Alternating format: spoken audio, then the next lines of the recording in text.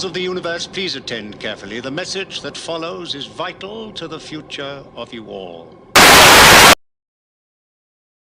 Yes, indeed. Yes, indeed. Vital to the future of you all. Good afternoon, good morning, good evening, one and all. I hope you're all well there. I have had a bit of a day. Okay, let me tell you, I have had a bit of a day. Oh, man. I teased it. I recorded a video. I'm putting out tomorrow. I recorded it at 4 in the afternoon, which is unlike me, right? And normally I aim to record at 9. Normally the time to get to it's like 10, right? It depends how much straight work you got to do, right? Straight work sucks. But what can you do? Yeah, I do have to do straight work. So I like to get it over with early, right? But this morning I had a disturbing adventure, right? Which I'm going to what's the word I'm looking for? I'm going to preview by telling you it left me mildly injured.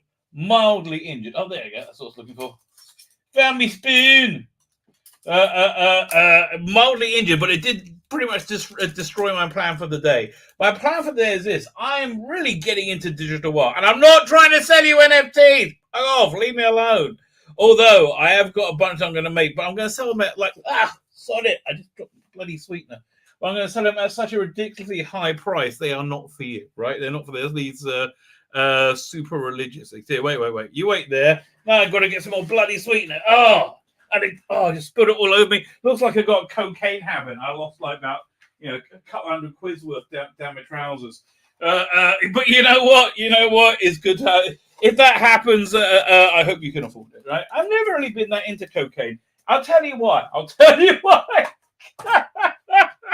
And maybe this is not a good answer. Well, firstly, the cost. The cost is crazy. But secondly, I normally feel like I'm awesome. Right? I do. I normally feel like Tzvi Lebetkin, he's pretty damn awesome.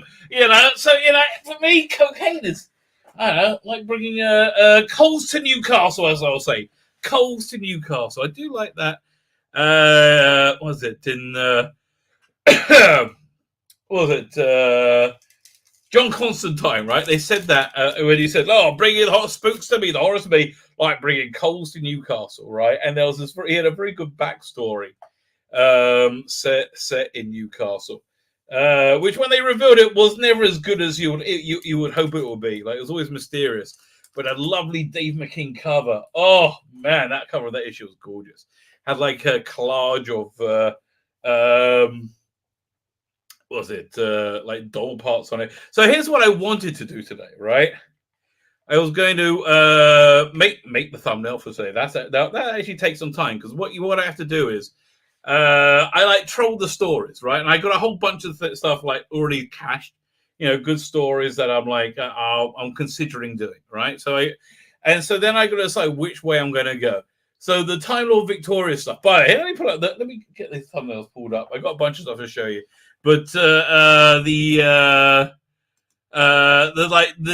evil Tennant non-Time Lord Victorious thing, that I was quite happy with that. What's it called again? That Photoshop. Let me just give me while I whip this out. She cried. There we are. Oh, then I got to pull this up as well. Come in. Double click. There you go. So I'm going to pull up this one. This one, that's what we're talking about. Oh, yeah. Oh, that's an awesome one. I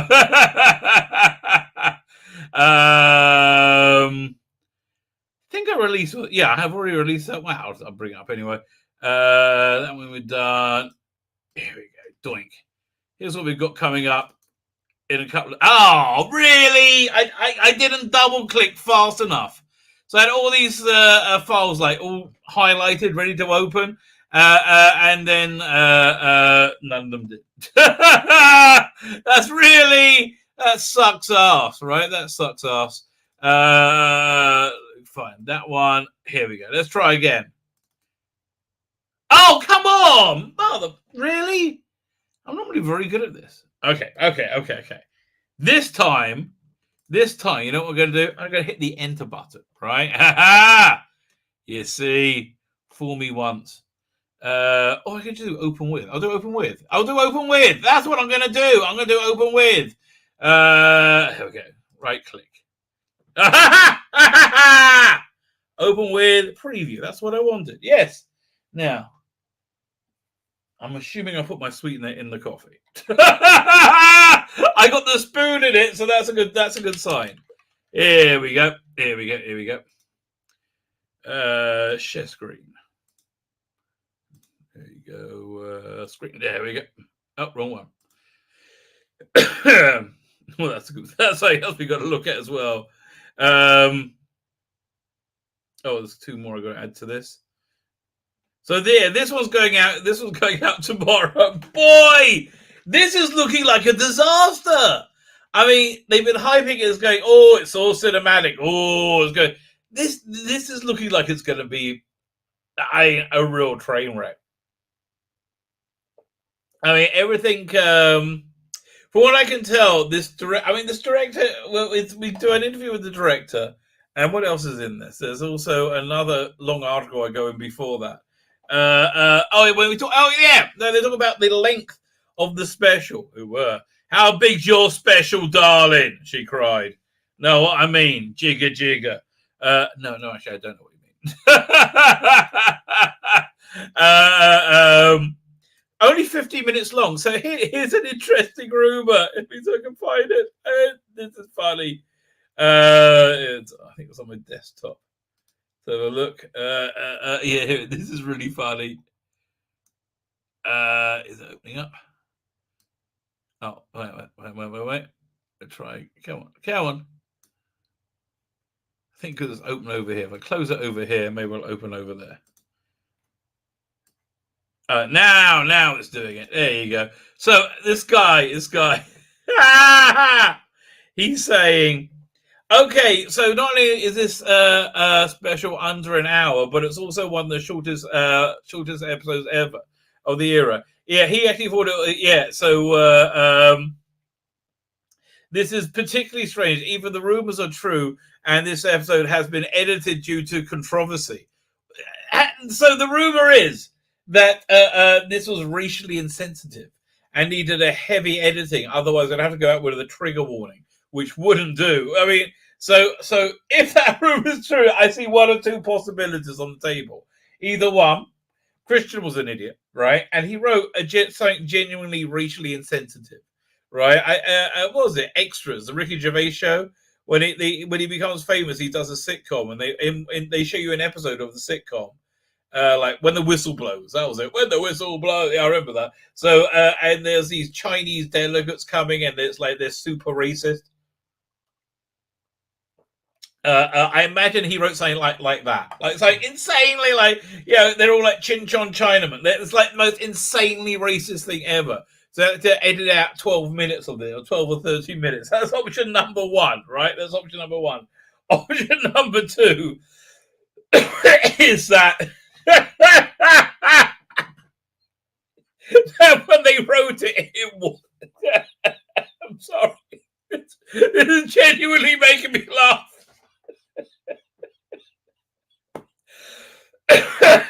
Water. Okay. When they wrote it, it wasn't racially insensitive, but in the 6 months that they shoot, it became so.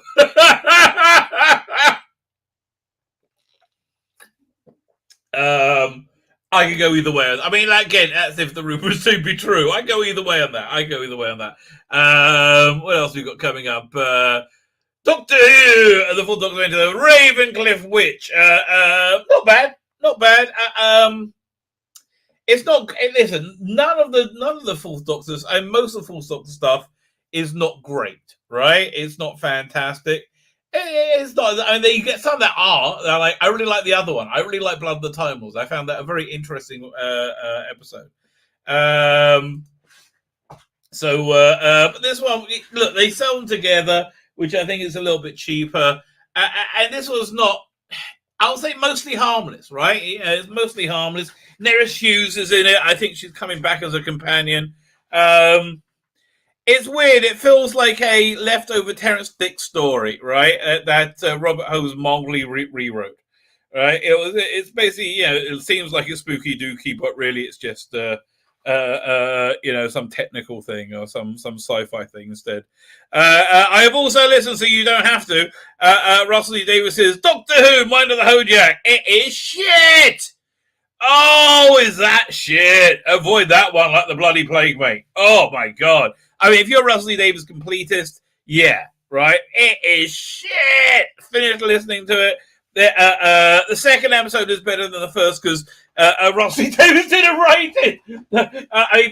It's more like a far more mature writer wrote it, which is Scott Hancock. The trouble is, they treated that first episode like it was, the Lost Scrolls, like it was the Ark of the Covenant, right? They treated it like it was holy. And it needed first, it was an hour long. It should have been 45 minutes. The production was nothing like the 80s. It didn't feel like an 80s episode. It just somewhat unfortunate, right? I don't think any of it really works at all, right? It's a big avoid, I would say. Most of us had it on pre-order, so, there you go. But yeah, so this is the video I recorded today, 4:00, man. After I have to tell you my misadventure, which I'm mildly injured from. Doctor Who: Legend of the Sea Devils, a hastily made mess by the inexperienced and incompetent. It is looking like that's probably the case, right? Oh my god, it looks like it's going to be really bad. Everything they say is like. Yeah, the director's like, I know nothing about science fiction whatsoever, and I know nothing about Doctor Who. I've only done 2 short movies. I think my husband probably financed them. That's the vibe I'm getting, right? That's totally the vibe I'm getting, I'm afraid. And she's found herself with a gig directing Doctor Who. Look, the person who did Even the Daleks was brand new, and she did an excellent job, right? She really did, but that was I think an easier shoot. It was like a time loop. It was a close set. This is like a very expansive cinematic adventure. I think, first time director, I just don't think it's kind of fair, quite frankly. If she does a good job of directing, I will be the first to say, I don't mind saying about what's her name, even the Daleks woman. It was hard because she was a black woman. I mean, don't mince words. That's basically the truth. She just ended up being good as well. Who knew?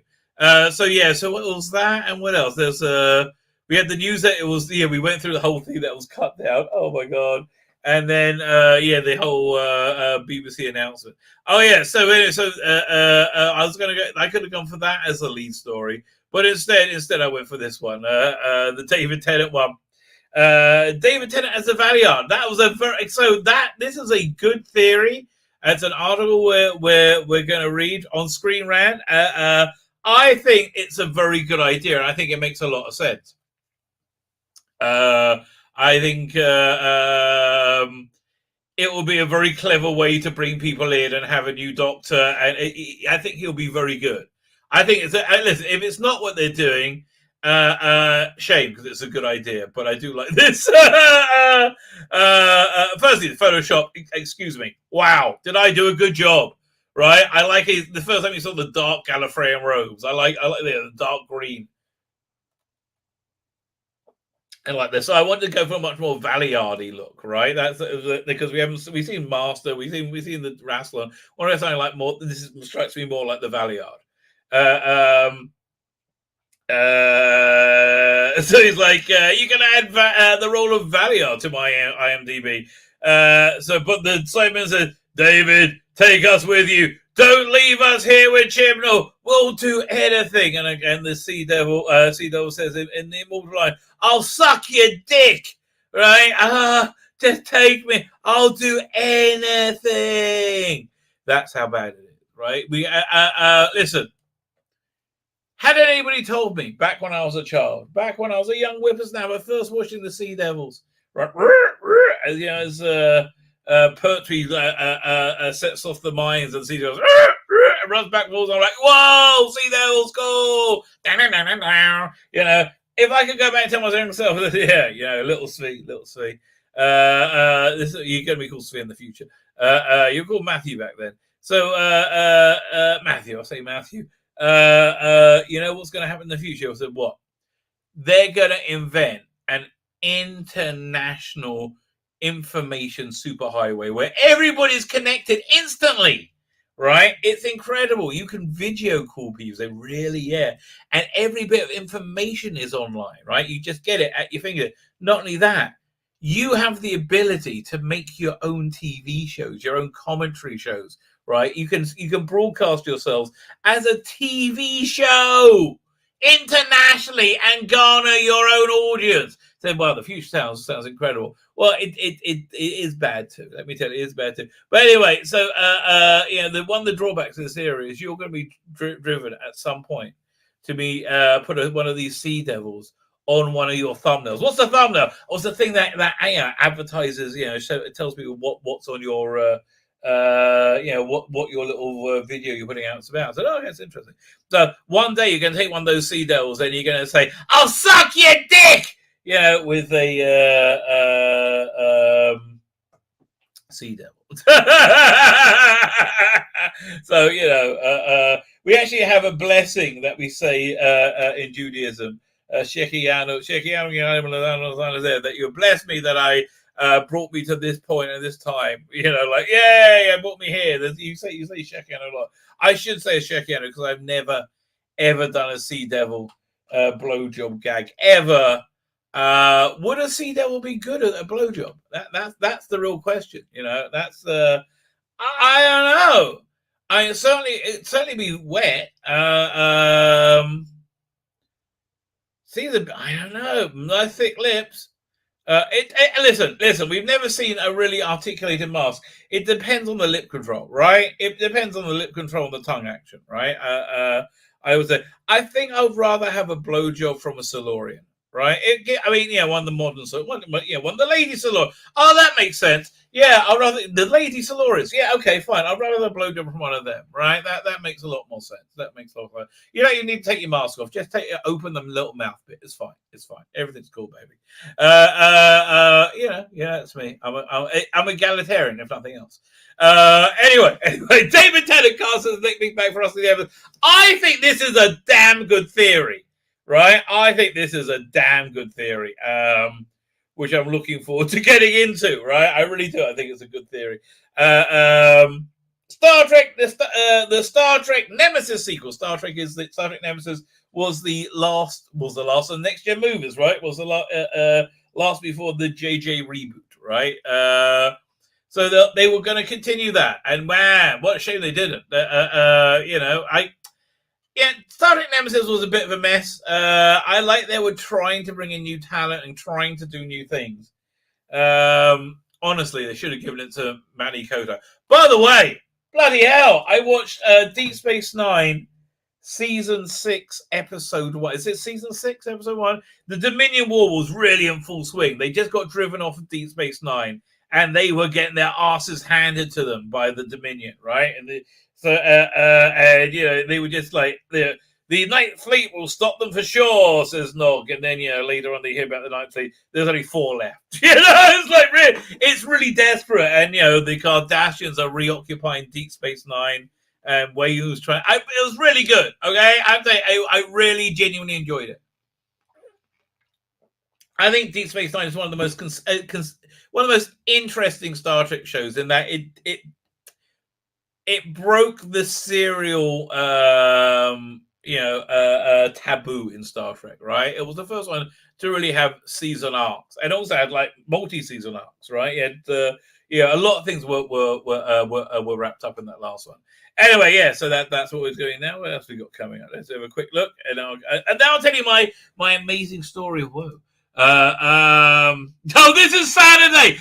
Okay, wow, this was a total failure in that I aimed to make a 30-minute video, came out 48 minutes. So, like I said at the beginning, okay, this one I'm going to try and make a shorter one. It's only one article we're going to go, but no. Looper tries to explain the disaster that has been the Chris Jim or Jodie Whittaker Doctor Who. It's so funny. It's so funny hearing somebody default from reality, right? You can always hear him go in between paragraphs. I wish if I wish it so hard, it's not shit. Oh, I wish so hard. I'm going to click my little heels together. Yes, and it won't suck ass. Oh, it's so stunning. So brave. No, but it's really quite a desperate attempt. It's anyway. So I thought it'd be half hour. No, went 48 minutes. Okay. Then we got the rerun. I'm doing these every week of the Surunga Conundrum, right? So yeah, the one thing I noticed from Mind of Hojak, right, which is of note compared to is it Chris Chibnall, is that they have these bad guys in the Mind of Hojak called the Tungsten Warriors, right? So when Rusty Davis makes up a name, he uses words that mean something. Yeah, the shadow proclamation. Yeah, something that allows you to conjure an idea in your head, right? Yeah, what is the shadow proclamation? You know, the protein planets for the what was it the nesting intelligence? I think. Yeah, what else was there? There's a lot of stuff there, but he always used. That's why I liked his anthropomorphized animal aliens. I always thought they with him they particularly worked well, right? So when Christian does it dies to death because the Surunga. What does that mean? It conjures up nothing in your head, right? So yeah, this is so if you haven't seen these deep dives, they're worth it. I think they're fascinating. I think they're worth looking into deeply because boy, is it evil. Dozy, let's do a story that teaches that men can have babies.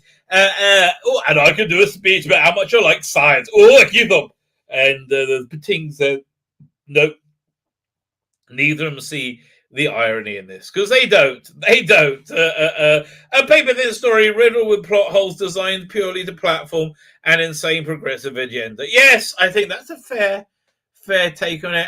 And if you missed it, this went out last night. I think this was from my Tuesday stream. Picard episode 5. Oh shit!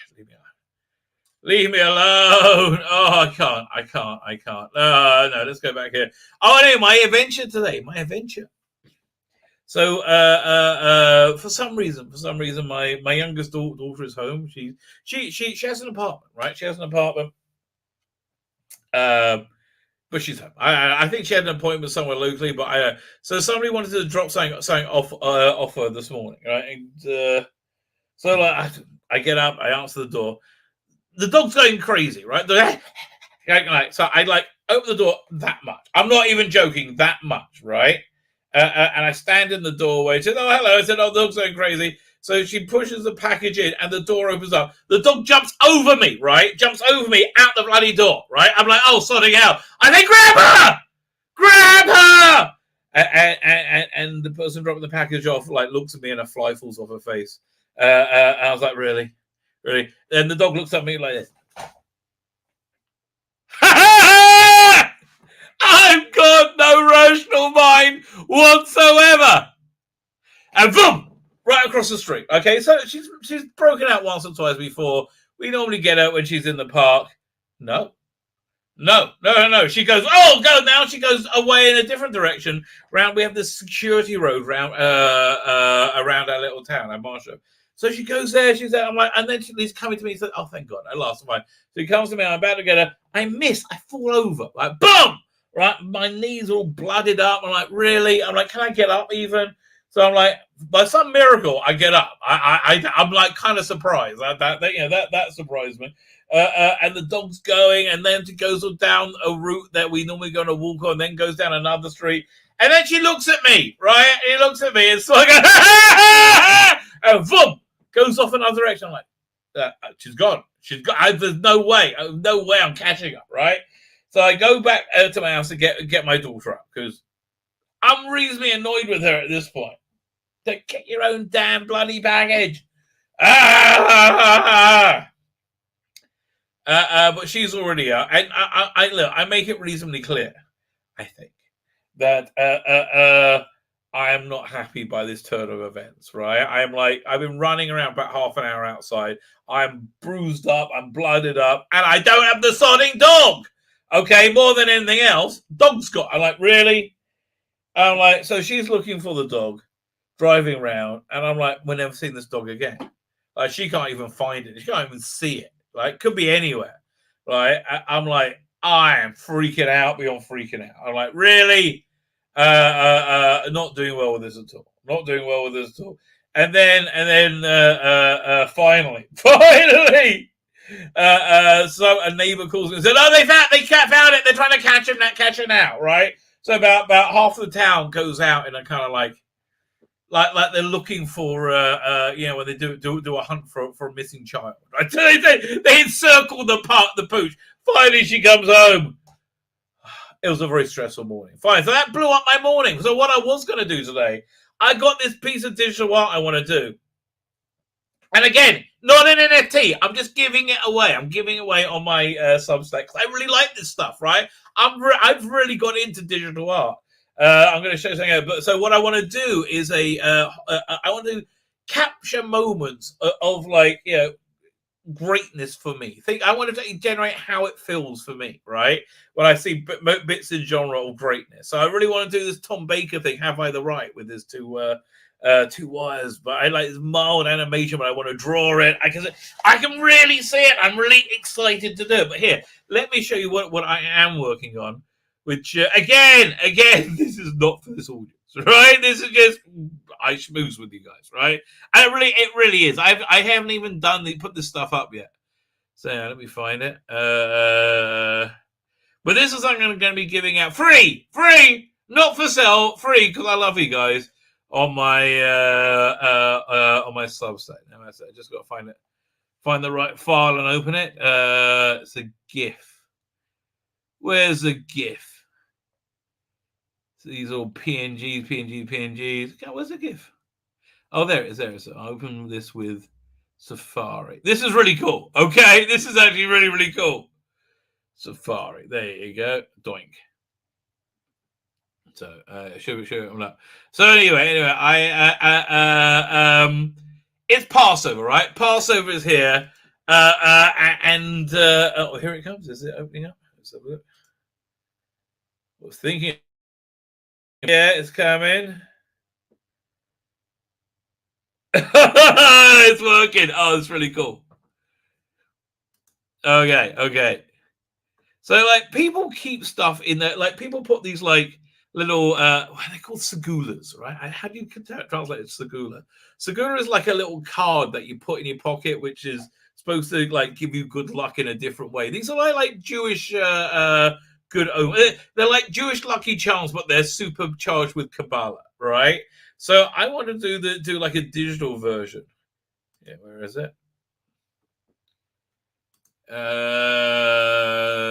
Here we go. This is one.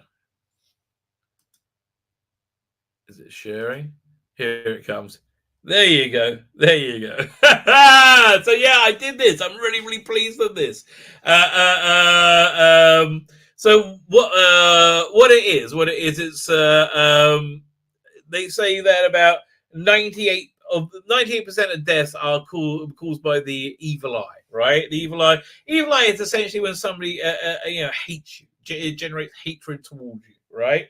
And yeah, 98% of deaths, according to the Babylonian Talmud, are generated by the evil eye. The evil eye inciting the angel of death, right? So there are many short protections to this, but one is being careful. Don't speak negatively about other people, or don't speak negatively at all, right? So shmirat halashon, that's like shmirat is guarding halashon, your speech.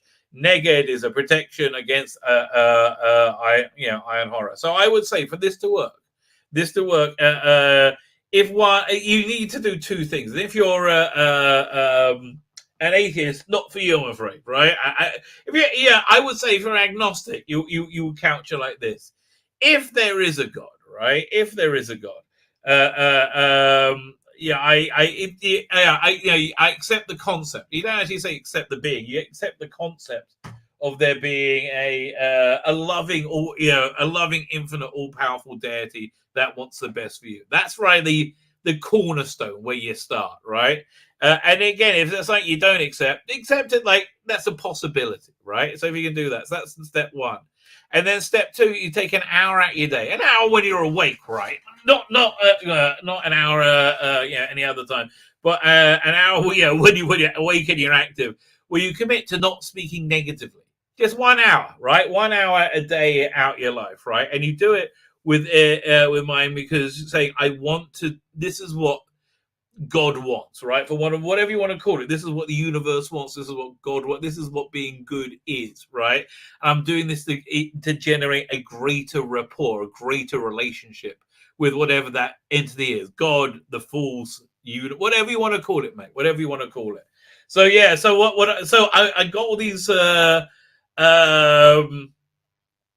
like these like Kabbalistic texts you put on for like different things. So I'm gonna I will be doing other ones as NFTs, but they're gonna be expensive. They're gonna be like $180, right? Starting price, right? So like again, this is not the crowd. I will be giving away free digital art though on my Substack, but this is cool, right? I think this is cool. I will be including this on the on the free Substack. Just to show you how white I am. I remember the first time somebody did that. I heard that expression. I was like, what? What? Wait, what? That doesn't sound right. It was the guy who sat next to me in the rabbinical ceremony. He was from the south. It was like I asked him for some lead for my pencil. He said, "Here we go, just to show how white." And he had the southern accent. It was terrible. All right, it was terrible and very, very funny. There we go. Fine. Let me get to the chat. Say hello to people, and then we'll get to stuff. Okay, how about that for a plan? So anyway, tomorrow I want to draw this Tom Baker digital card, right? I'm really up for it. Hopefully I want to get it done by Sunday, so by my Sunday stream. Also I got to watch oh God help me. I got to watch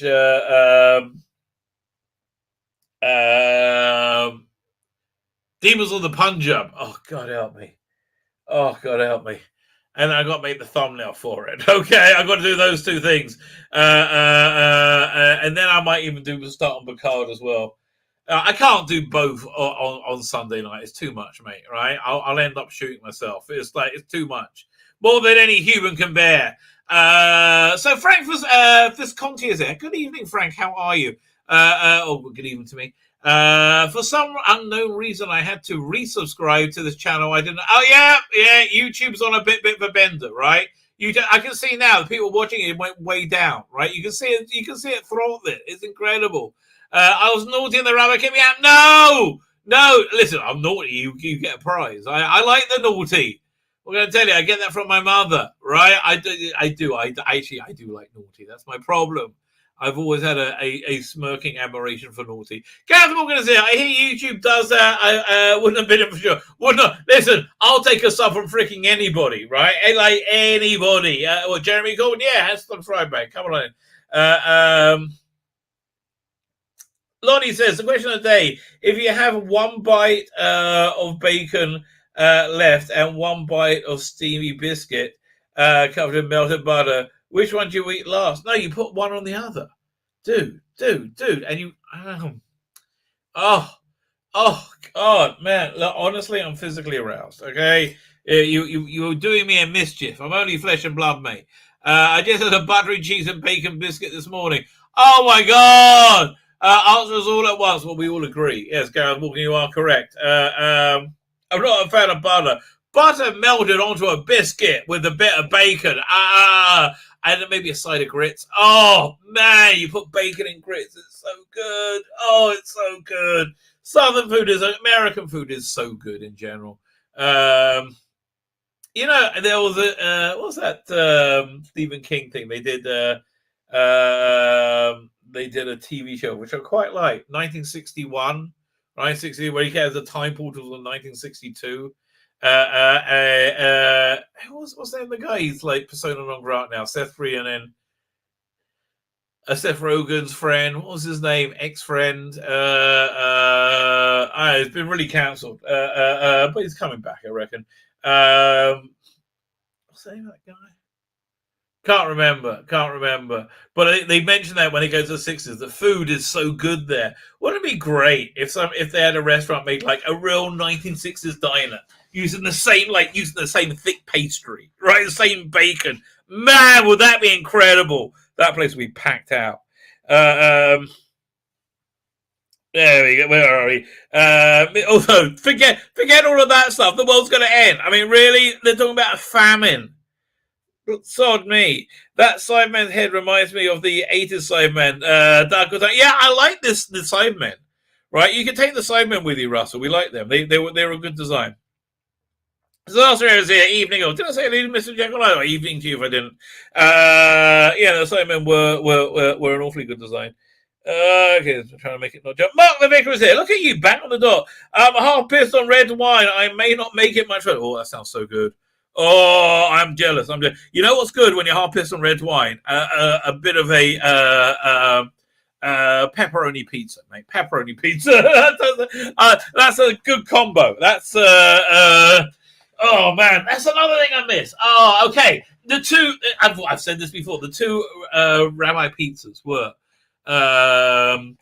spicy pork, pepperoni, bacon. Very spicy bacon, onions and hot peppers. That was one.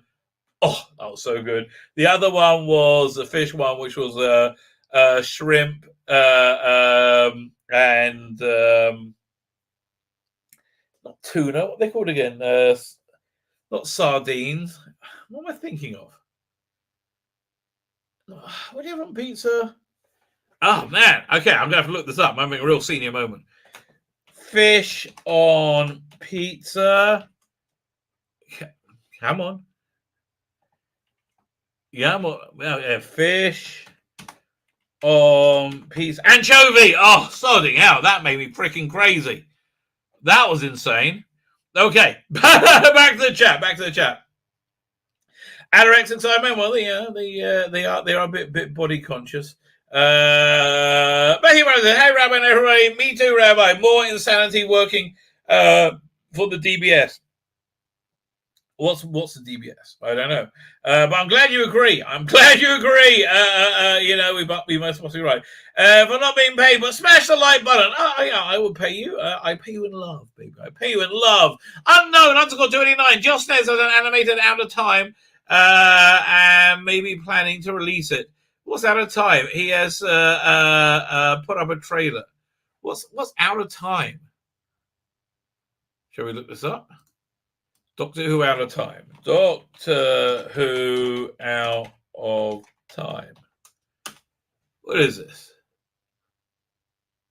Oh, that one with Tom Baker. That's cool. Yes, if I see a video, an animated version. I don't see it. Out of time, animated. Let's have a look. I don't see it, but okay. Yeah, who cares? Basically where I am. I demand a free Substack. You get a free Substack, baby. You get a free Substack. You can caress your Substack. I think the rabbi's been drinking. I wish the rabbi's been drinking. I had a very stressful day, mate. Oh my God, that whole dog thing threw me off. Right, John Bradshaw is here. Bradshaw is here. How you doing, sir? He only comes on after 10 kosher bacon sandwiches and a pint of Jack Daniels. No, mate, it'll be a pint of snake bite and black. That's what you have with a bacon sandwich, mate. Snake bite and black. Oh, that gets me going, baby. That gets me going. I'm going to open with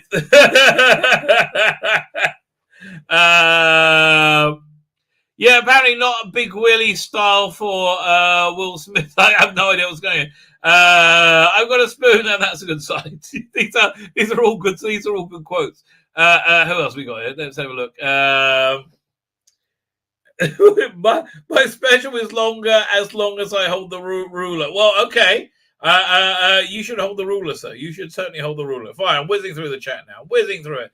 10 minutes in. Rabbi has vodka on trip. No need to drink. Oh man, my drink is tequila actually, but I like vodka if you have some vodka and lemon. I like fresh lemon. That's really nice. Problem being is how you doing? Problem being, my it was trash. It was trash. Oh man. I was going to say I'd rather have my fist shoved up my ass, but that might be preferable. It's more than one. But by the way, the Space 1999 release that I trashed for being super woke, Earthbound, is on. Somebody uploaded it to YouTube apparently, so get it while you can. If you want to check it out, I kind of I'm waiting for somebody to illegally upload Stranded so I can hear the last part of that. I don't want to pay for it, man. There's so many things I pay for that have been a bait and switch, but I'm intrigued to hear how they end it. Look back at stuff. Russell Davis doing stuff on lockdown. They weren't too good either. The Sarah Jane one was sort of good. Yeah, I mean, it was just like he found it, he forgot it. It's just it's a first draft. It's an idea. It's not even up to a first draft, really, right? It really needs a complete rewrite. It needs to connect the Doctor and Mel to the story. They're disconnected. The way in is strange. It's got a very Rusty Davis ending. That family is everything, but that was written by what's his name? The other bloke. So that makes sense. But it was just, it's better that he was doing graphic design and working on Why Don't You at the time. He just wasn't up to it yet. User loves the Sea Devils. I'm sure Jim will ever that up. Yes, he will. Are we at the point in the chat where we're asking if Sea Devil will be good at a blowjob yet? I don't know. We'll find out. But it doesn't really make that sense how all these characters just would know about and how they make straight people gay, even though one of them wasn't on the. Yeah, it's just weird, right? It's just yeah. There's a lot of problems with it. We keep whizzing through the chat. What else we got? Obsidian Curses, how you doing? I tried to finish ages ago, but I thought Colin was pretty good on that audio. Colin Baker was good, but it was again it didn't feel like it's of the age, and it wasn't very good, right? It wasn't done. Children Side Design I saw the Children Side the other day, and apart from the helmet, it's awful. I like the helmet though. The helmet's pretty darn good. You put that helmet on a different body. That helmet I think really works. It's got that nice 1970s vibe to it. I'm a big fan of that design. I don't like the spaceship with the arms. That was a bit silly. But other than that, it's pretty good. One, what's it ranking one for? Yeah, I can't really see David Tennant as evil. I'll press one if you're wearing lace undergarments. Well, I'm actually not. Although, I mean, that they got lots of hole in it from my, copious amounts of body sweat. Does that count as lacy? You, the people, decide. I really can't see David Tennant as evil. Maybe I grew up watching him as a... That's why I think it will be so scary, right? That's why I think it'll scare the shit out of people. That's what he wanted to say. See, that's what he said. It fits in with what Russell Davis was saying. That would genuinely scare the shit out of this generation. You take the beloved hero he created and make him evil, right? That I think that would really work, right? So I can see that being out the park, and can see the sort of thing they'll be doing.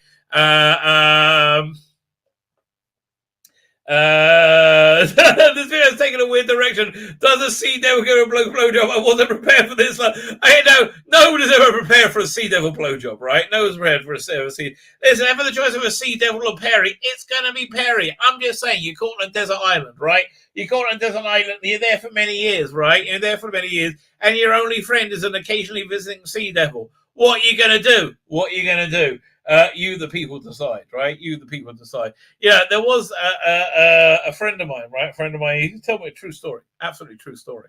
He was caught on a desert island, right? Once he had plane crash. It was like, what's that movie with Tom Hanks? Whatever. Okay, that's Castaway, right? It was on a desert island He only had two survivors, right? It was him and his dog, right? Him actually had two survivors. Him, the dog, apart from him, it was him, he had a dog and a pig. They're the only three things that survived the wreck, right? So, he needed to have sex. He needed to relieve himself. So, and eventually he said it's got to be the dog or the pig. Who's it going to be? The dog or the pig? Got to be the pig, I'm afraid. Right? That's just the winner in that. So the pig. So he gets himself ready. He's about to do it. And suddenly the dog comes up, goes, and he can't keep it together. He can't do it. He can't go for it. A couple of days later, he gives it another go. He takes the dog for a walk. He runs back to the pig. He leaps on it, starts about to start, and the dog's there. He's yapping away. He can't do it. He can't do it. This goes on for a few days. The dog's always there, yapping away. He's never been able to consummate the act. Then, weirdly enough, one morning, a naked Scarlett Johansson walks out of the water. The tiny droplets of water hanging to her tight young body, right? And she says, "Hi, is there anything I can do for you?" And my friend said, "Yes, there is.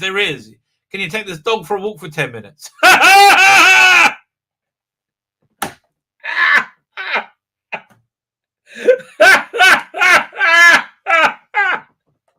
It's the way I tell him.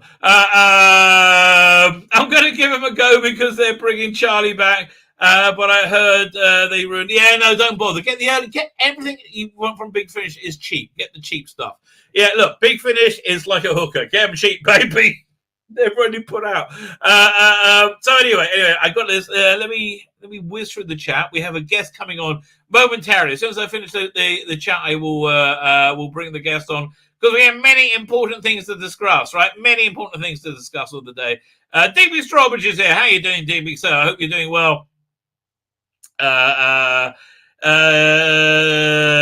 me see, Mr. Jekyll and Hyde. There's a part of me that's glad that my man Colin Baker isn't the least popular Doctor. Yes, Jodie has done a lot of good, right? Much like the Daleks. There could be a lot of good for the Daleks. The races joined together. It's the same thing with Jodie. Would you kill her at birth? Oh, yes, she'll be chipped. You have to do them both. Do you have the right? Kind of you do. I not that I'm like promoting infanticide, of course, but kind of you do. Do you have the right? Because there's a lot that could be made better with Jodie. Like every other bit of Doctor Who has got so much better because we saw how bad it could be. Dogs are the best, right? I want Matt Berry. That spoof was brilliant. That spoof was bloody brilliant. I have to agree with you. Matthew Bounder is here. Hailing Mr. Disaster. Hello, Mr. Disaster. Did I miss anybody yet? Derek McManus is here. How are you doing, Derek? Thank you for joining us.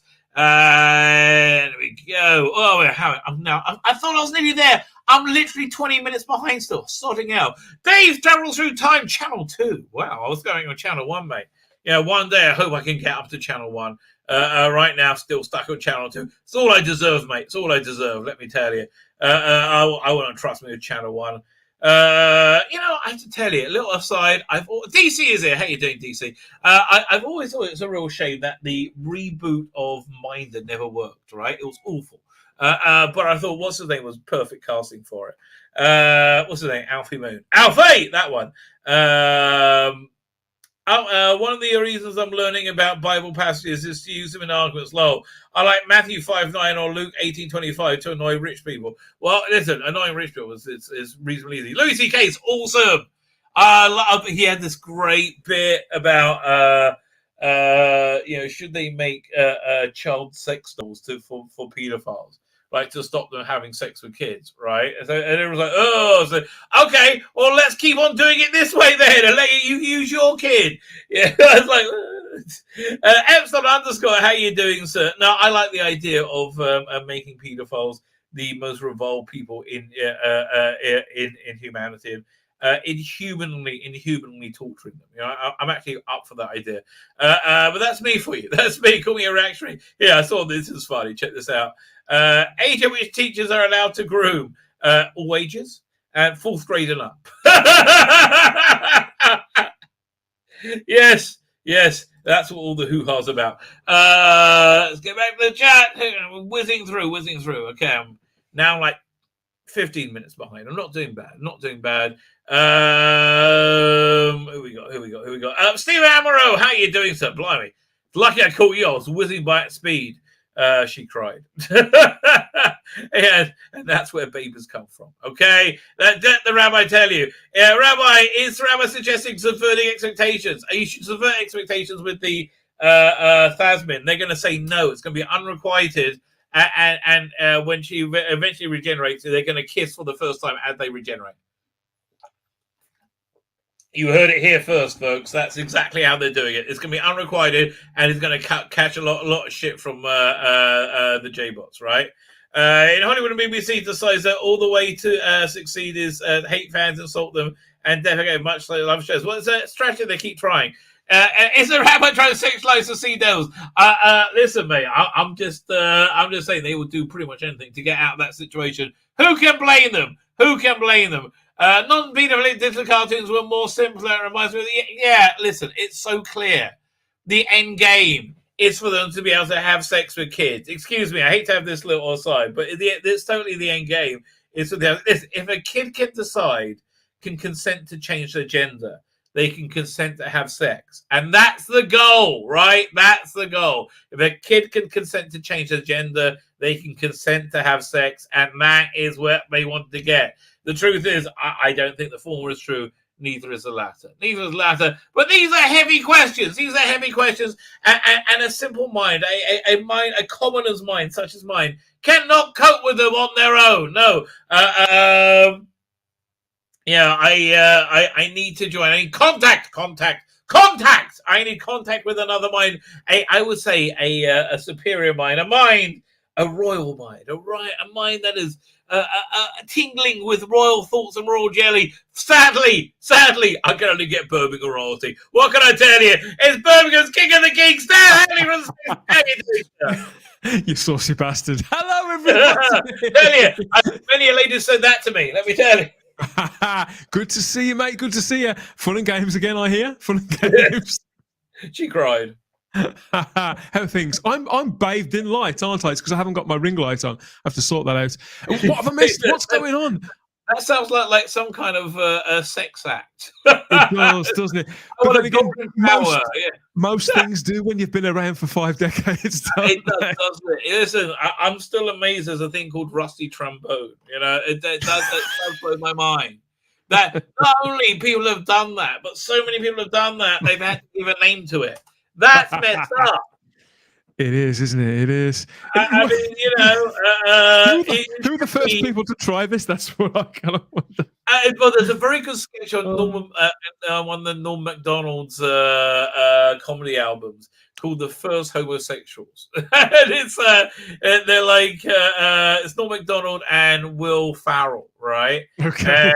And they're in the middle of this fast time or something in the football game. Said, "Hey, you know what'd be good?" He said, "How about having sex?" And it was like, wow, that'd be great with no women. So I said, oh, wait a minute, you could have sex together.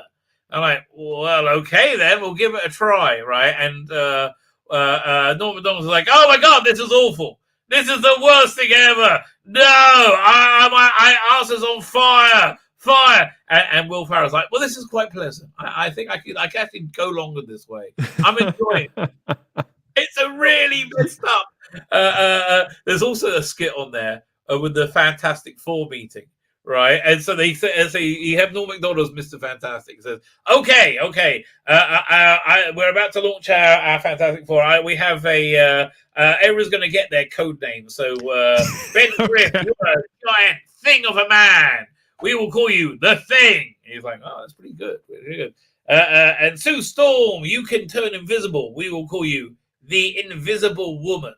Right, so that works. And what's the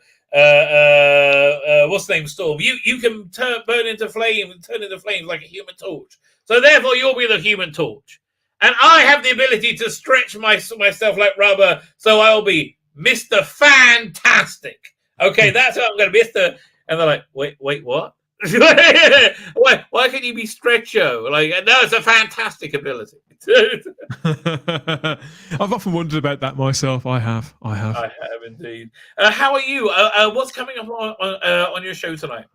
Well, it's funny you should say that because I do have this handy graphic. Hold on one second, everybody. Yes, listen, many young lady has found herself pregnant on those words. Let me tell you. Yeah, we've got. You turned your mic off.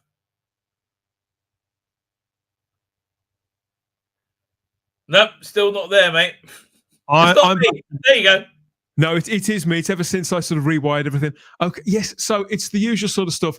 Us boasting about the fact that we were right and they were wrong. Yet talk about what that was all about a little later on, and we can rub a few noses in a few. What were you right? Oh, you don't want to say yet. Everything. We're right. That's the thing. We're right about everything. And there are certain people on Twitter who I won't name who keep calling us liars and keep saying that we're just ridiculous YouTubers. Even we get called ridiculous YouTubers even by people with YouTube channels. Anyway, yes, I haven't noticed that. So there's that. Who'd believe YouTubers? But you're a YouTuber. Anyway, yes, we got that. We're talking Sea Devils because we've seen the trailer. We've seen it written. And we have our instincts about where that's going to go. We've got. I think it's going to be a disaster. What do you think? Well, I think that the trailer, even though it's only 74 seconds long, I think it's very, very precipitous for what I think could be coming. We've got a great steaming mass of nonsense coming out of the mist, about to hit you full in the face. And I think that's largely what this is going to be. So there's that. And there's lots more whispers from Bad Wolf, whispers from all corners of the Whoniverse. We've got hopefully a convention report back from one of our regulars because they've been out on the way, I'm not sure if you heard this news. Yes. Neil Gorton is back with the Dream Team. It's funny you should say that. We got that coming up as well. Yeah. It's all in the mix. It's all in a brew of Doctor Who goodness. Right. Yeah, I think this is going to be a disaster. Okay, here's why I think it's going to be a disaster, right? I recorded a video today with an interview with Haolu Wang, the director, who basically said that I have never known anything about science fiction or Doctor Who, right? It's like I saw it when it came back in 2005, never really heard of it, and she's like, I'm on the set of the TARDIS, and I actually really had no clue what's going on about anything. And it's the first movie, and it seems like the vibe I got was that her first two short films were financed by her wealthy husband. Right, that's the total vibe I got. Like had a job in merchant banking. It seems like she's in with that kind of crowd. So that's not a good sign. She might be great, but she sounds like she's going to be a disaster. I only heard the name, or saw the name, I should say, for the first time yesterday when I was putting notes together and things. So I haven't actually researched. I didn't know whether the director was even a man or a woman. No, it's a Chinese woman, obviously, because it's about Chinese women. And she has no knowledge whatsoever of Doctor Who as a property. No, that's the vibe I got, okay? She said she saw it when it came back in 2005. Okay, well, I suppose, oh dear! I think, it's not inspiring. Look. I think we've got to be careful, I suppose, in that quite often we complain, don't we, about new blood coming in, but we've come to regret that a lot since 2018, haven't we? And I'm all for new blood coming in if it's because they're new blood, right? It's on merit. Yeah, I think the woman who directed was excellent. I think she did a great job. I hope she gets more work. I think Rosalie Davis should hire her. She has a good instinct for it, right? I'm really happy that it worked out. I genuinely am. This one, it seems more like this one is put together like a Marvel movie. Like this one seems like Black Widow. She's dealing with the actors, and then you got the effects people doing the effects and the makeup, and she doesn't really do much, right? She basically directs the actors, from what I can tell. And everybody else, cinematography, everybody does everything else. As with the actors on screen, and this is by no means excusing grown adults like Jodie Whittaker for the choices that they made as professionals, but there's a lot of them, I think, that just they have ideas put into their head. They're told how it is, what the show's about, how it works by somebody who doesn't know that it's the blind leading the blind. Chris Chibnall had his take on what he thinks the series thrives on, what it's been about up to now, and what it's in its gift to do. He passed that on to his cast, and they were all just sort of sat round taking it all in and assuming that he knew what he was talking about. And it'll be the same for this director as well. It's the blind leading the blind every step of the way. Right. I get it. So, listen, it might be okay. Also, the writer's hilarious. The video came out yesterday. Right, the white writer is like, it's weird. I have this thing called imposter syndrome. I don't understand. Although I get all this work, and I don't know anything about science fiction, and it's like people hire me because I'm a lesbian woman. It's weird. It's weird. You haven't got to do too much research on her to see where she's coming from. Exactly. I mean, and like it diminishes everybody. But listen, the world is a weird place now. I think it's fair to say. I mean, like, okay.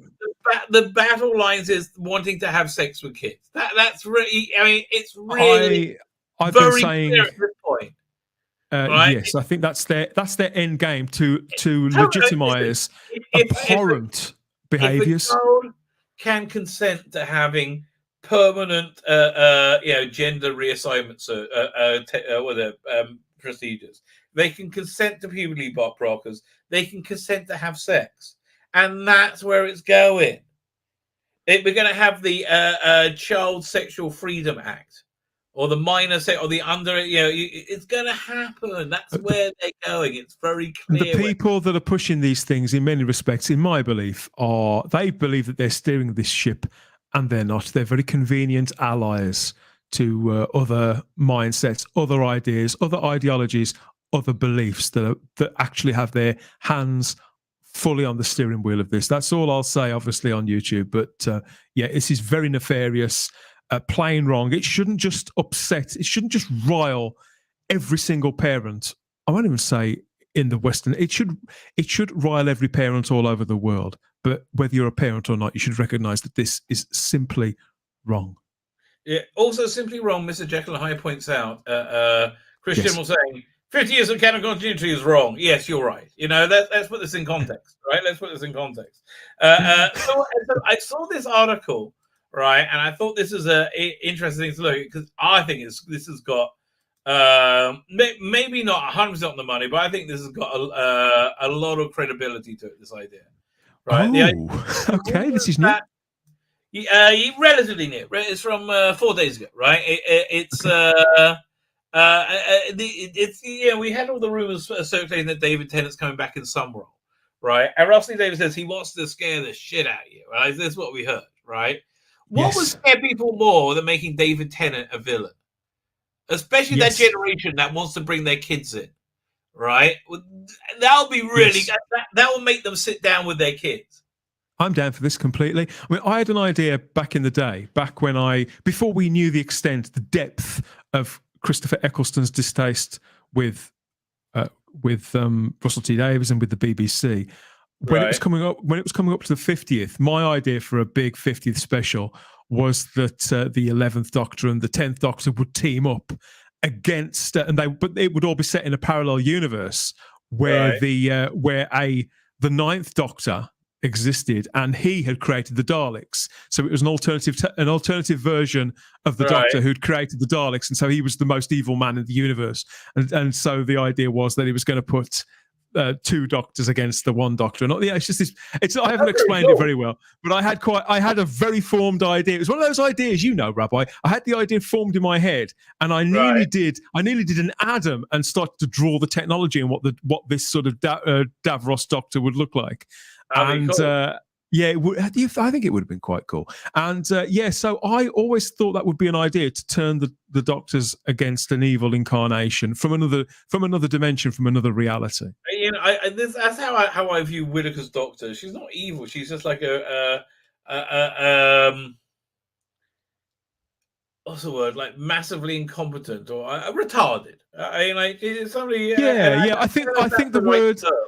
I think the word moron. The word moron is quite kind. Moron, right? She's a moron Doctor, right? Yeah. She does for me, it was brought into clarity when Paul Cornell wrote the short story where she let the sister of mine from Family of Blood out the mirror for no apparent reason. Right? It's like, oh, good. And then, so I wrote a follow-up story where this thing's destroyed a whole colony of people, right? She's slaughtered thousands of people, right? Yeah, I remember. The Doctor shows up, to erase that bit of time and clean up after Whittaker.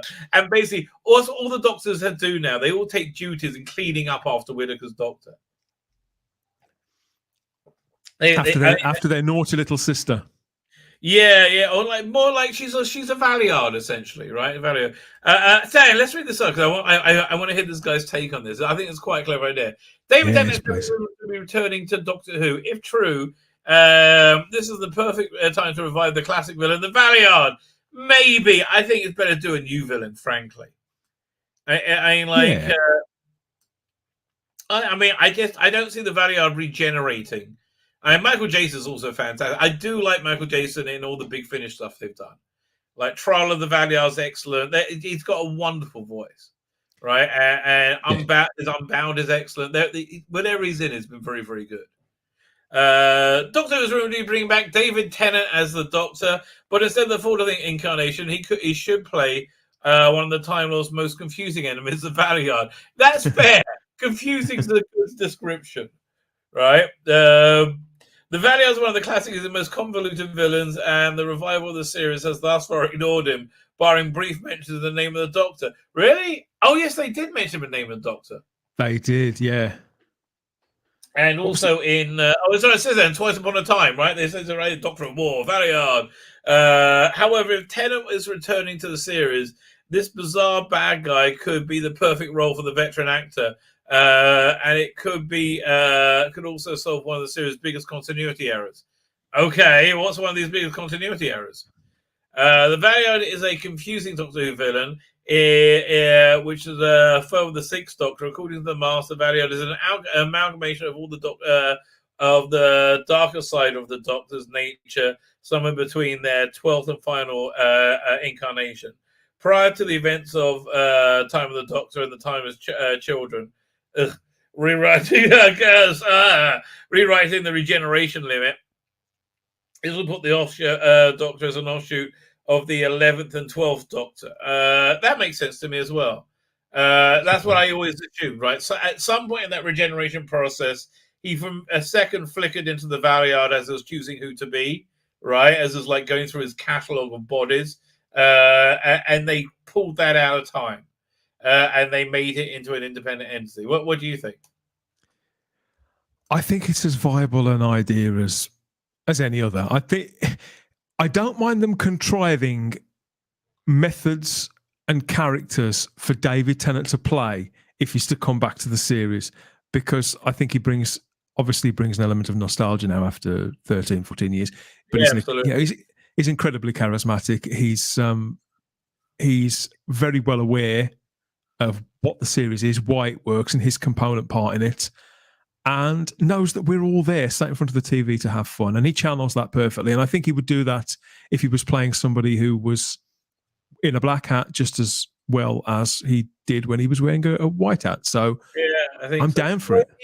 Look, everything he's in, he's very good in. Rather than 80 Days, excellent. Loved it, right? I just loved it. He's kind of like the Tom Cruise, right? He's a Tom Cruise of British TV. In that everything I see Tom Cruise on, I like that. I know that's I will watch it because I enjoy it. Same with Matt Smith as well. Like if Matt Smith's in something, I'll watch it when it's on streaming. I'm not going to go and see movies, but just because Matt Smith is in it. Yeah, I think that's a fair comment.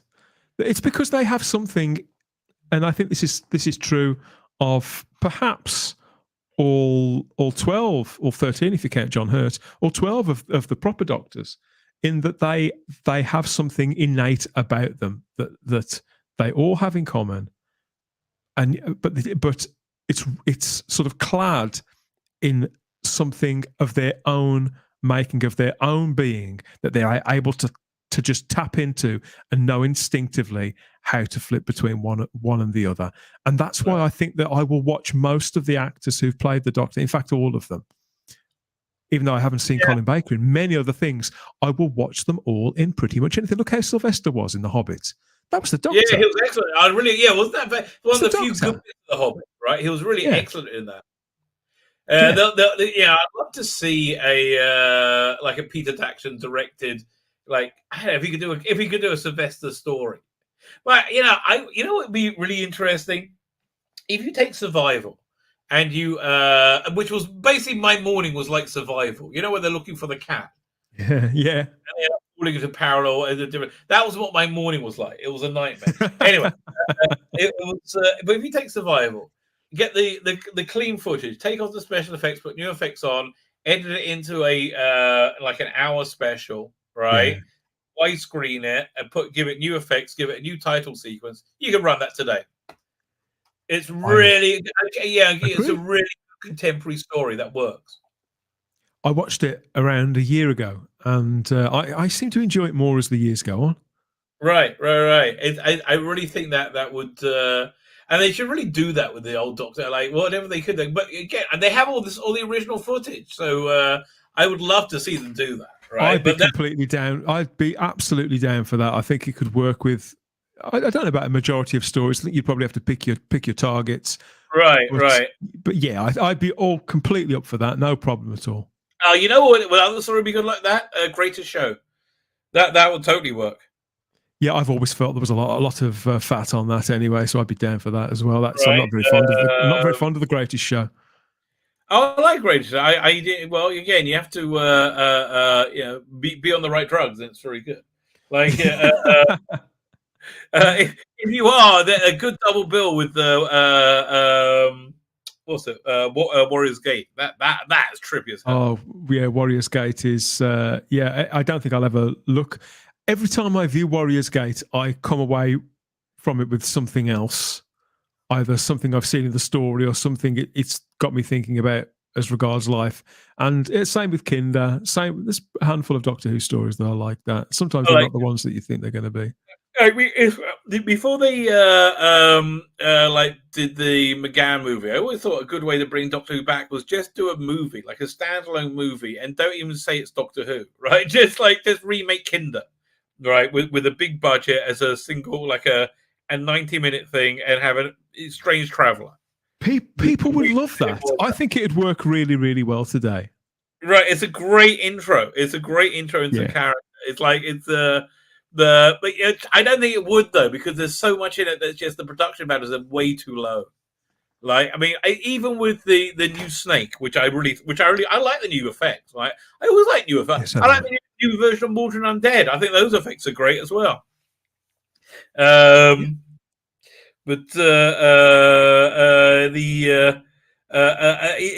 got the travel machine. It's like the production value is just too low. Basically, you've got a guy in a loincloth writhing around at the end of an episode. You can't do much with that, right? It's just no, you can't. Not. Same with Martin Clunes in the Snake Darts. Like, you can't really do much with that costume. He's wearing it. Like, you got to basically got to do an entire CG version at that point and map it over his body and make him look right. It's like respectable. And it's a not bad little story or performance he puts in, right? It's just like this. That one clip looks daft. Feel bad for him. I think if you isolate, a clip from most Doctor Who stories, somebody somewhere it has got something in it that they'll never live down. I don't think Martin Clunes. Apparently, he doesn't remember a great deal about filming Doctor Who, which I think could be for the best. Yeah, probably. I mean, listen, it was a very sausage factory back then, wasn't it? They came in, they did their 2 or 3 weeks, and then they buggered off. Yeah, it was right. A machine like that. Right. I forgot how much comedy Peter Davison did. Like I mentioned a movie, like a video once. I didn't really think of it because I did the thing of him holding the sign up about David Tennant. He's not that special. Right, that's so funny, and I don't really think of it as doing comedy. Well, I guess I'm wrong about that. He does a lot of comedy. I think Peter Davison. When you follow an actor like Tom Baker, it's hard to look eccentric anywhere near Tom Baker, and Colin Baker's such a larger than life character too. But Peter Davison is eccentric. Right. Yes, he certainly is, but he's he's eccentric in that he looks like a normie. But he's really not, right? He definitely isn't. And he's got more so, obviously, as he's got older, the way we probably all do. But even in sort of archive interviews, you can just see something. You can see something in him. You can see what he always says that he couldn't understand why John Nathan Turner had sort of gravitated towards him. I can completely. And it's obviously, I suppose, it's partly due to the fact that he was probably thinking, oh, this is a young man who's very popular with the mums and with the teenage girls. That I've no doubt. But I think he saw something innate in him too, that quality that we were talking about earlier on. He was. He does have that. But he was a much more stealthy, eccentric. But I think it's what I think John Nathan Turner was right in casting him. Right, it was it. Yeah, he had like perfect. Pendulum. Right. I still think they should have cast a black actor instead of Colin. If he did that, the show would have been better. I think if he left with Peter Davison, he would be much happier. Right. That with hindsight, that's exactly what should have happened. I think if Peter hadn't. I think Peter shouldn't have listened to Patrick Troughton. I think if he was clearly spent his entire time as the Doctor besieged by imposter syndrome, and I think had he stayed for another year, he'd have probably beaten that and would have probably done a fifth one as well. At which point he and John Nathan Turner could have left together. It may not have kept the Axeman at bay, but I think Grade would have been abated. I think it would have been. I wish I could go back in time, right, and tell Michael Gray that, listen, this is what you want to do, okay? Get John Nathan Turner, move him to light entertainment. That's what that's his great strength, right? Yeah. So this is actually a good property if you put it up with somebody who, Graham Harper. Graham Harper is probably the person they should have bumped up to become producer, right? He was maybe a little bit early, started directing, but he was really the natural successor, I think, at that point. I suppose, but yeah, you're probably right actually, because he'd been a director, but he'd been on the show since 68, 69, off and on, hadn't he? So he probably could have done. Oh, wait a minute! If we're talking about in a reality where they did 2 more years of Peter Davison, right? Yeah. So he did Caves of Androzani. He would have done another 2 or 3. He would have taken over. He could have taken over producer after 2 more years. Yes.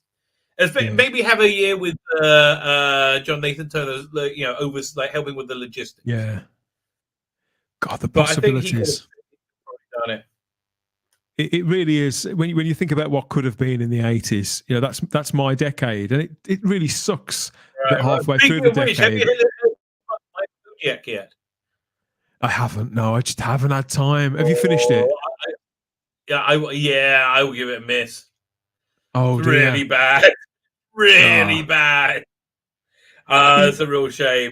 It's not just because the script isn't very good. It's really bad because the production is poor.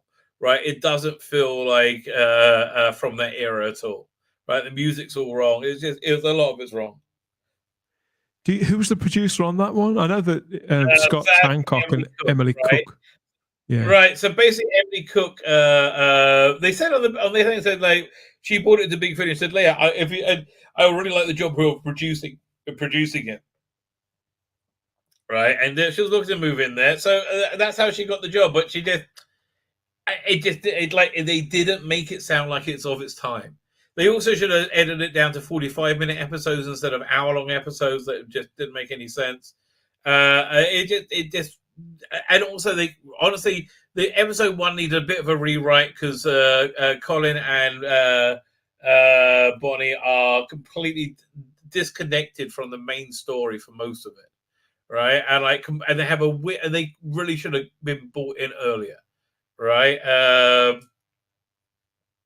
Do you think that they were afraid? Do you think they were afraid to touch Russell's original script because they treated it like it was the Ark of the Covenant, right? They treated it like it was holy, and it needed a big red pen through. If they really wanted to make it authentic, they should have got Andrew Cartmel to script edit it, bang it into shape, right? And then it would have had that real feeling because that's what it needed. It needed to be banged into. There are some okay ideas at the time. It just needs to be banged into shape. Even if banged into shape, it wouldn't be that good. But it's just not even worth listening to. It really is just a waste of time. It's a great shame. Yeah, I think so too. Although this month looks like a good month from Big Finish, right? There's a bunch of stuff coming out. Well, let's finish this article. I'll go over there. Yeah. Okay, so David Tennant's reappearing on Doctor with the perfect bring back the Valeyard. Unprecedented time for the actor to play the Doctor twice. So Russell Davies could have some fun with the Doctor's with the actor's return to reveal to be the villainous version of life. Furthermore, this is it. Tennant has proved he's excellent playing the villainous characters as Turner's Kilgrave and Jessica Jones. Very good, yeah. And Barty Crouch Jr. And also basically Crowley was a sort of he played it like a villainous character. He is. I wouldn't say he's an anti-hero, but I know what you mean. You're meant to second guess him all the time, and that counts. That counts. I mean, people talk about him in the Harry Potter films. I still forget he was only in it for 10 minutes. Two scenes, if that, right? Yeah, it's barely worth mentioning, but he was superb in Jessica Jones. He really was. Yeah, it was.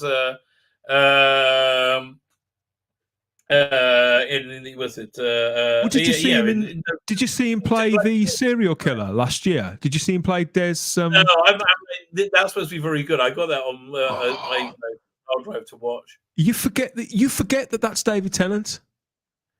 He's very good at it. Oh, have you seen Pam and Tommy? No. I've just finished Reacher last Friday, so I'll be starting Pam and Tommy tomorrow night in double bills. I haven't seen Reacher, but Pam and Tommy. I think they both dropped around the same time, didn't they? What? I think they both dropped at the same time, and I chose to watch Reacher first. And right. So Pam and Tommy is shockingly high quality, right? It's Pamela Anderson and Tommy Lee, who are very like Pamela Anderson and Tommy Lee. Yeah. But man, is it well written and well cast, and like the chick from Downton Abbey playing Pamela Anderson is perfect. Oh my god, love Lily James. Yeah, she just fills that character. I mean, like, and Sebastian Stan as Tommy Lee, it's fantastic. Like, that guy could really play Luke Skywalker, right? Like, now I've seen his range, he could 100% play Luke Skywalker. I don't know why they haven't done that. To me, it seems madness to leave that there. Skywalker, they don't want. I suppose. Star Wars, right? They want it to be this girly crap, essentially. Yeah, it's okay. How much longer is this going on for? Okay, fine. Look, but basically the bottom line is they say he's the look, bringing him back as a villain makes a lot of sense. It could work. It'll bring people in. What's going on Big Finish this month? Because there's a few good things coming up. Okay, so this thing I'm looking forward to, the War Doctor. Yeah, this happened, by the way. So Stranded, which I dropped. So apparently the last episode. It's getting really, really bad reviews. I'm really happy about. Good. It's the last episode. They fix the problem. They end up in a. The basic plot is the TARDIS is very damaged, and so it goes. It can't move. They end up in Baker Street, and they have to live in 2020. And so he lives in a house he owns in Baker Street, which has been turned into flats and is full of gay people. Right? Everybody in there is trans and gay. Everybody. It's the weirdest thing. No straight characters. Nobody with a kid. Really, it's like everybody's gay. You know, it's like it's so weird. So then his companion Liv starts dating a woman who lives there. You've just reminded me. Is it like that film? Did you ever see that movie, Can't Stop the Music, that starred the Village People back in the late 70s? That's one of the greatest cinematic treats of all time. What happens in that is Valerie Perrine, who's in Superman the movie. She has to go and live in a YMCA, if you remember. Doesn't she get thrown? She's an out-of-work actress who gets thrown out by a landlord, and she has to go and live in that YMCA. And of course, there's all the gay guys there. That's what Stranded sounds like. Go on, so carry on. It actually is. Well, no, the center point of it, and they say this is the relationship between Liv Schenker, his companion, and Tanya, who's a very normal woman. They're both two normal women together. One of them has a penis, but that's normal. That's normal, right? Completely. It's just totally normal. Worship the feminine penis. Absolutely. Yeah. So apparently it ends up. They fix there's an aberrant timeline created. They fix it, but the last episodes are then they're in the rebooted 2020 where everyone's wearing a mask and they have to stay in lockdown. They have the clap for the And it's super cringe. And like, yeah, they had the clap for the NHS workers, then they were firing them when they weren't getting vaccinated, right? It was like, really? Yes, that like, actually happened. What happened next? Like, what? But they don't. Here's the thing: anything that proves them wrong, it just doesn't exist to them. Yeah, it never happened. It's the weirdest thing. They just don't remember. Like Hunter Biden laptop. They just whatever. It's the thing. I mean, okay. It's what happens when the far left completely controls the media. I'm so pleased that Elon Musk is at Twitter. Oh yeah. Although again, funny as fuck. If Twitter wanted to increase their market share, like they already went up 25%, right? Their value instantly. If they want to go crazily high, they should have several things: a open set of rules that everybody has to follow, and it's applied equally. And they should unban everybody who's been stupidly banned, like Donald Trump. That's what he should. That's absolutely what he should push to do. Because all it does, I mean, is just say you look like he's right because you're terrified to let him speak. Actually, right? I thought of you earlier on. Did you hear about what's happened? Because a lot of the employees at Twitter, there's about 20% of them that are threatening to leave. But this week, Substack have started to expand, and they're looking for more people, and so they're advertising for people to go and work there and develop their platform and their resources. But in the advertisement for people, they've specifically said we don't want people who have worked or work at Twitter. Wow. What does that tell you? This is exactly what you said. This is that narrative destroying the reality, destroying the narrative. Yeah. It is. It just is. It's we're going to see a lot more of it, mate. I'm telling. I honestly look. The Passover's coming. It's about 8 days away, so it's a big deal for Jews, right? Do you have any idea what we have to do for Passover?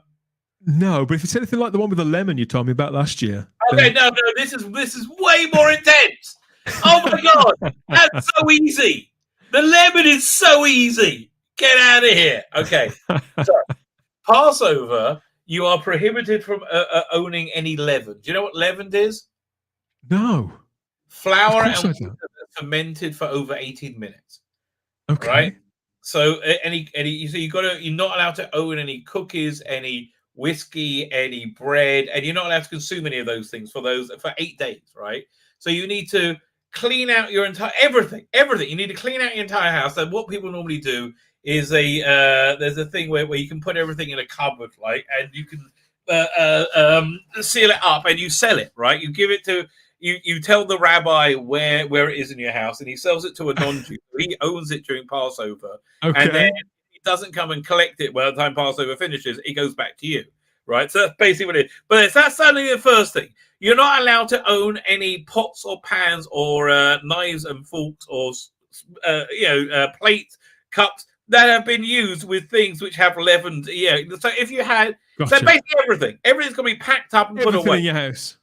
Well, for you. So you've got to pack all that stuff and put it away, right? And you've got to clean everything in your house so you don't have a crumb. You're not even allowed to. So you take everything apart, you clean everything, right?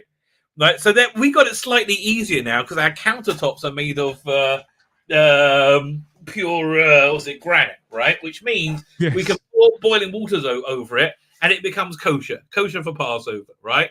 What we used to have to cover the whole thing with foil, and then we covered it with linoleum. It was crazy.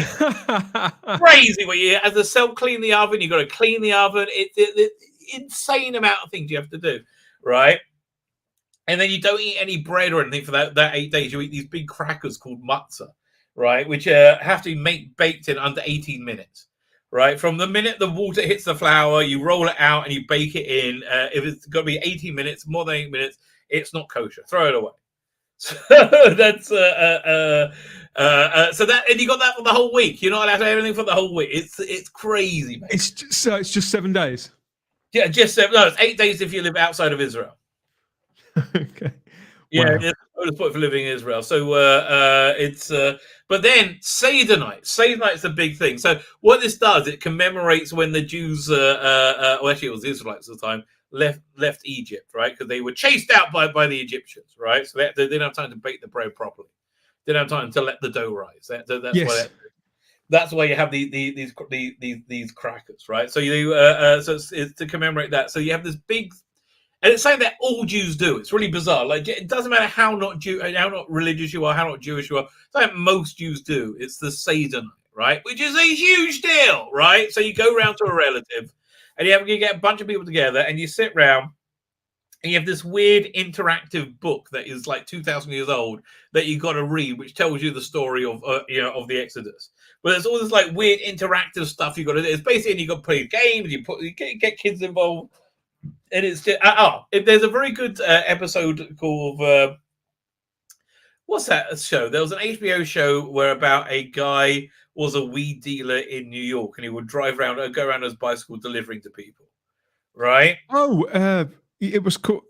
It was a woman in that one. But there was a show called Weed, wasn't there? So no, that's Weeds. It's a different one. No, this is one on HBO.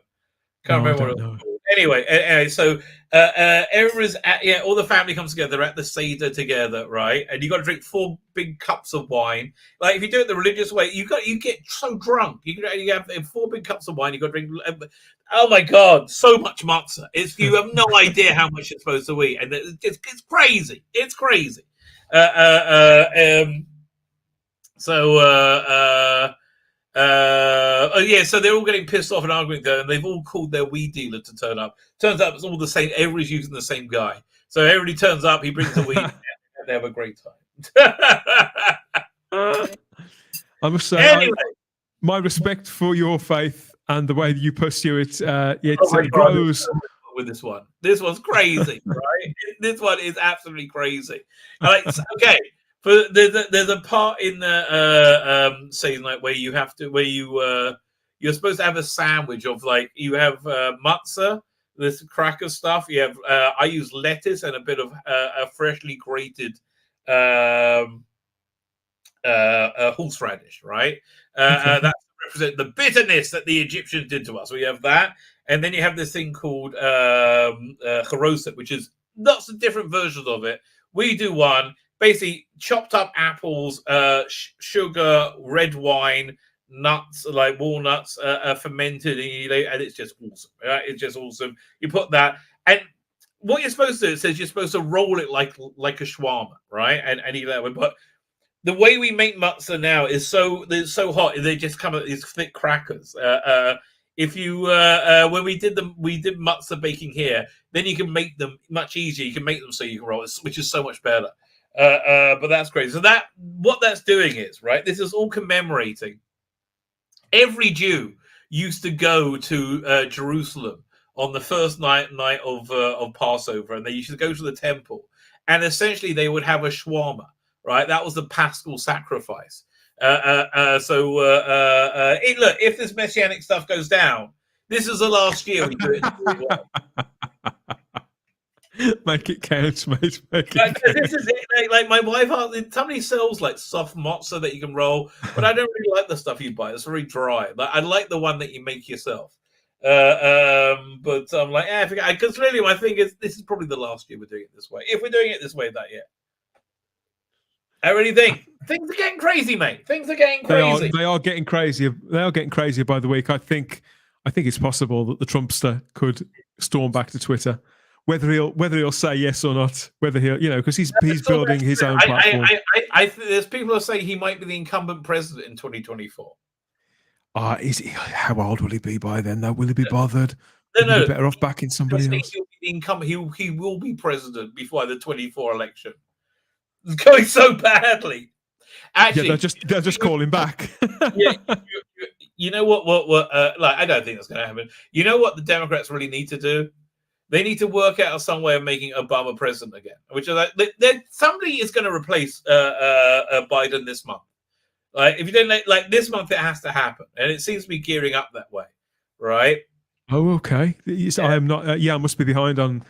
I'm starting to find American politics a lot more interesting over the last 18 months to 2 years. Oh, it's got crazy, hasn't it? Yeah. So, basically, this thing with his son is really bad. The polling's disastrous. It's the worst polling. They're doing worse than Labour did in the 2019 election, right?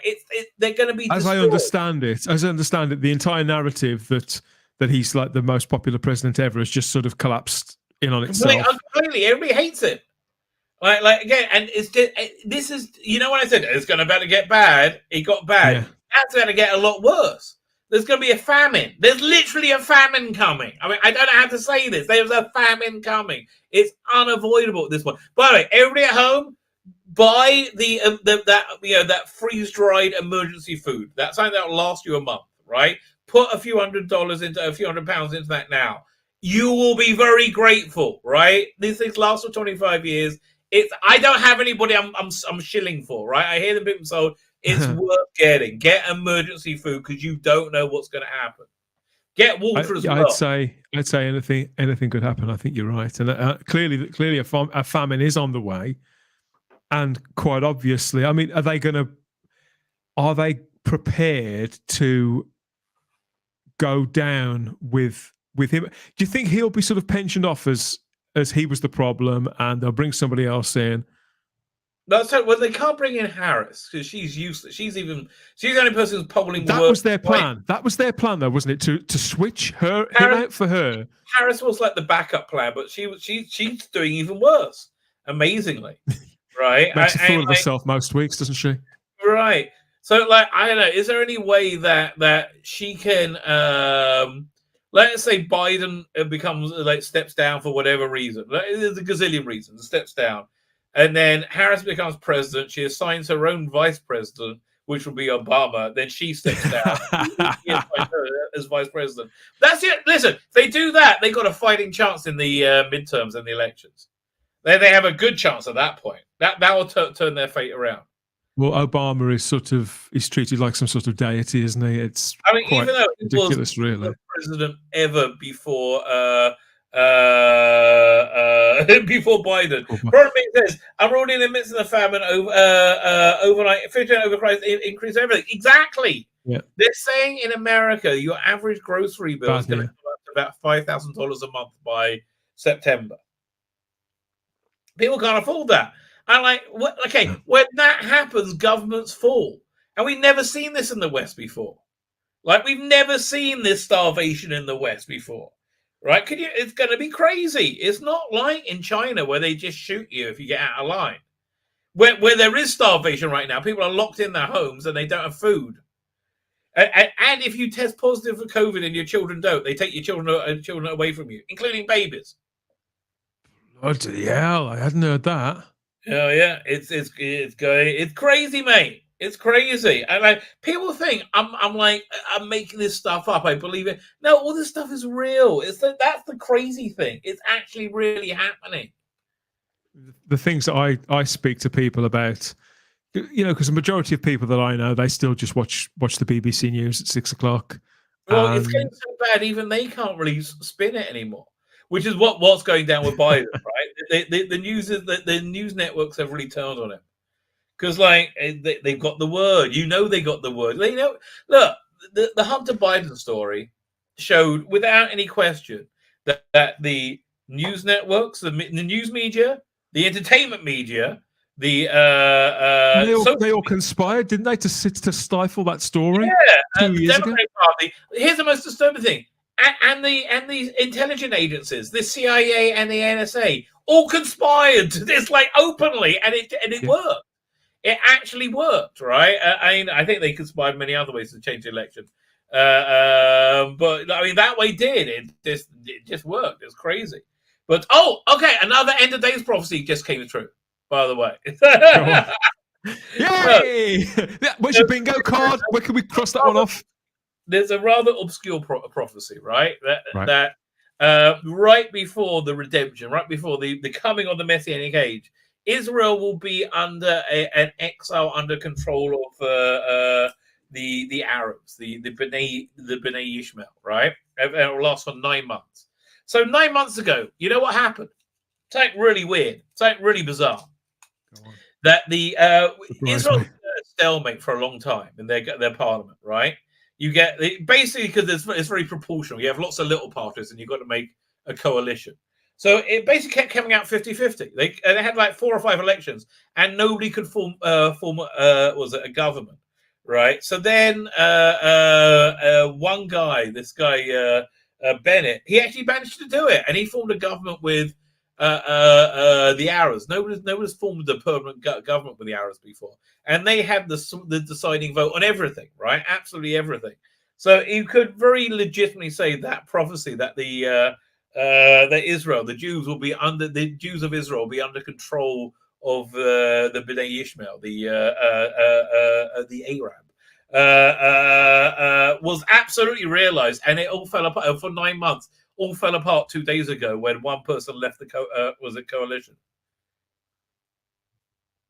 Bit by bit by bit. It's like, I mean, like, again, I like, look, this might be confirmation bias. I get it. It might be confirmation bias. It might be real. I don't know. I guess we'll find out. I've just seen a message in the chat from Chancellor Goff. Dan obviously hasn't read the Bible if he doesn't know about unleavened bread. No, I haven't read the Bible, funny enough, Chancellor Goff. No, I haven't. Okay, most of the Bible is about agricultural laws, right? And it only applies to if you're Jewish and live in Israel, right? Most of it does. Like, there's a bunch of stuff you can learn out from it. But I spent most of my. I've only picked from Matzah. I was raised as a sort of Christian with a small c, but in this country, in the UK, you know, I don't know where Chancellor Goff is, but we're not now a God-fearing country at all. You know, there are hardly any churches left, and religion isn't. You know, it's now I see the value in it, but you know, I even called myself an atheist for a very long time. Well, listen, I mean, look, most of us, when they had same-sex marriage come up, most people are like, yeah, it's fine, whatever, you know. And the argument was it would be the gateway to a slippery slope. And even me, who wasn't on board for same-sex marriage, I'm all on board for same-sex couples having the same rights as traditional couples. I just thought it was a biblical concept, and between a man and a woman.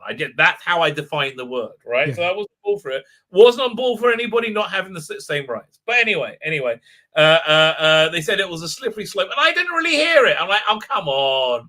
Doesn't have to. Absolutely was. Like, what, you know, we're talking about female athletes which have a large penis bulge, you know. It's do you mean in the sense that it's not the gay marriage thing in of itself? It's the fact that progressive people, well, it's once one thing has happened and become a law, then that it's like, now what? Now push for something else, then for something else, then for something else. We're talking about having sex with kids, okay? And that's just where it is. It did. Whoa, that went quick. You know, because I have never recognised any of. You know, I think it's wonderful that I think how I feel. I think marriage is pretty wonderful. Even though it's, you know, I've had some bad experiences with it myself, I think marriage is pretty wonderful, and I'm happy for as many people, whatever their orientation, to experience that and feel that sense of security and loving support, of ideally for a lifetime, to build something that's of real value, and that companionship through somebody's life. But I can see what you're saying. I can see where the dots follow a certain line. But it's only people who are wired a particular way, though, isn't it? Who have got a game plan that's bigger, and it's not about the gay population. No, it's definitely being disingenuously used by people who want to have sex with children, right? Yeah. That's 100%. Yeah, no, you saw idiots, 100%. Anyway, one sec. So I just wanted to show you what matzah is. So this is hand-baked matzah. This is more traditional for your Seder night. This is for your first night. This is the more holy of the matzah. It's more personalized, mate. And it's like these, they're about the size of LP, right? Remember an LP? Yeah, that look nice. Yeah, listen, you go to your store. You'll be able to sell them everywhere. So that's the hand-baked one. Then you have machine one, which most people have for the rest of the time. Is that kind of one? Rakuza's matzah. There you go. It's like a big cream cracker. That's exactly what it is. Although you do get them cream cracker size as well. You can get smaller size like that as well. There you go. Here, let's go back to Big Finish. So I'm quite looking forward to this. Companion Chronicles. This is normally a good range. It's what Fraser Hines and Wendy. Have you listened to this range? Not for a long time. I bought a lot of the early ones and I sort of fell off it. I found they got very inconsistent, and I found it quite easy to leave this range behind. But they gave it a shot in the arm a couple of years ago, didn't they? They kind of rebooted it, restarted it. box sets, which really helped it. Oh, again, there were a few really good trilogies in this range. They had that. The Sarah Kingdom trilogy, which was excellent. They had this third companion with Stephen Taylor in the a bunch of those trilogies, and they were all really good. Leader trilogy was really excellent. The one with Time Vampire, the Rocket Men trilogy. Yes. They should be marketing them as trilogy. It makes me so mad how badly Big Finish markets themselves. Right? Streaming service, idiots. Streaming service. That's the way you all sell things. So much content now. So much content. Who's the Doctor in this? Is it Fraser Hines reading? Yeah, Fraser Hines or Patrick Troughton, I guess. But it's got look. Penelope Faith is new. Paul Morris, Martin Day, and George Mann. All of them, tried and tested. So yeah, listen, I've got good high hopes for that one. High hopes. Okay, Stephen Udom, friend of the channel. I will go far as calling friend of the channel. Oh, mate, please be good. Please be good. I'm scared. We're rooting for you, Stephen. We're rooting for you. Have you heard from him since he dropped? Has he dropped any more comments? I saw it, not to me, but I saw him chatting with somebody else the other day, or maybe today, right? Yeah. Let me look at this. I'm actually really looking forward to, which I'm surprised about. Did you get the Blake Taylor spin-offs? I've got some of them. I haven't listened to them. I'm that behind with my Big Finish listening. I haven't. No. So this one actually looks pretty good here. They'll somehow I'll run through them quickly. Dorian was one of my favorite characters from Series D. Yeah, that's why I'm looking forward to it. I'm going to rewatch the episodes. Avalon was good apart from Avalon. Avalon was the most boring bit in it. Clone Masters is the best. That's the best one. Babe and the Butcher is awful. Skip it. Terra Nostra isn't bad. Isn't bad at all. I quite enjoyed that one. And now we've got Heroes and Villains. Decent writing talent. They don't have a trailer yet. But it's got Trevor Baxendale. He's always very good. Mark B. Oliver, I don't know. He's new. And Andrew Smith. And also I like what's this guy from Rumors of Death? Is it? Oh, what's this guy's name again? Yes, it is. And I can't remember his name. He's one of the best characters. He's one of the best sort of one-off characters in the entire series, isn't he? It. Yeah, exactly. So I'm really up for this. I'm excited by this one.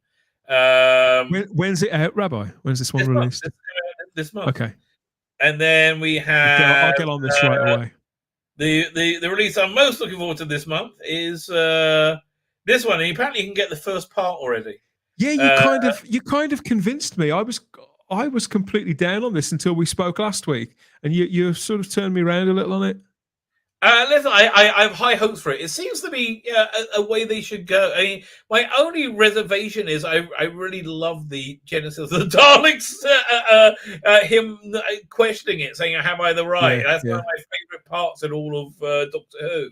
That's really my only question about it. Other than that, I kind of like this idea. This what if Doctors. I mean, do what you want, right? I honestly, I quite like the what's her name, Bernie Summerfield's David Warner Doctor. Have you ever heard there's things? Again, I've heard some of the early ones a few years ago. So it's interesting because it's not Doctor Who, it's Bernie Summerfield, right? What's with the weird painting? It's their new look. They use it for pretty much everything, right? Which kind of annoys me. They're using it to distinguish some of their lines, aren't they? Just because, to be fair, some of the artwork is starting to look a little bit generic, I think. Well, listen, I think they're treading water till they can get rid of that damn logo. Frankly, you could be right. You could be right. That's really where I think they are. Go back to the sidebars. That's what I say. Go back to everybody. I would actually agree with you. I really would. I would agree with you. But this one sounds like it's going to be good. I like all the